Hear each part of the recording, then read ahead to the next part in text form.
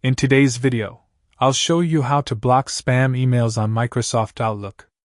If junk messages keep landing in your inbox, Outlook has built-in tools to block senders, filter suspicious mail, and route spam automatically to the junk folder.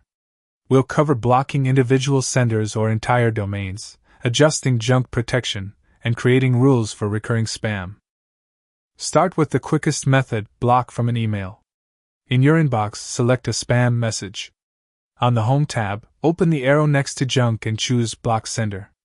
Outlook adds that address to your blocked list, so future messages skip your inbox and go straight to junk.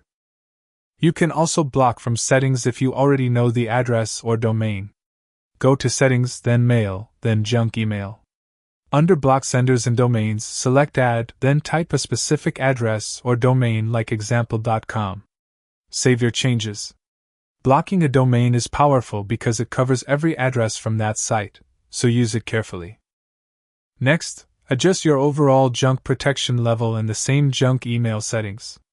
Choose Low to send only obvious junk to the folder, High to catch more spam but risk snagging legitimate messages, or Exclusive to send everything not from your contacts to junk. After selecting the level that fits your tolerance, click Save to apply it. If spam patterns continue, create a custom rule. Go to Settings, Mail, then Rules, and click Add New Rule. Name it clearly, add conditions based on subject keywords, message content, or sender address, and set the action to move matching mail to junk. Use specific keywords to avoid filtering legitimate emails, and refine the rule if needed. With sender and domain blocks, tuned protection levels, and targeted rules, Outlook can reduce spam while keeping important messages visible. After making adjustments, monitor your junk folder for a few days to ensure nothing critical is misrouted.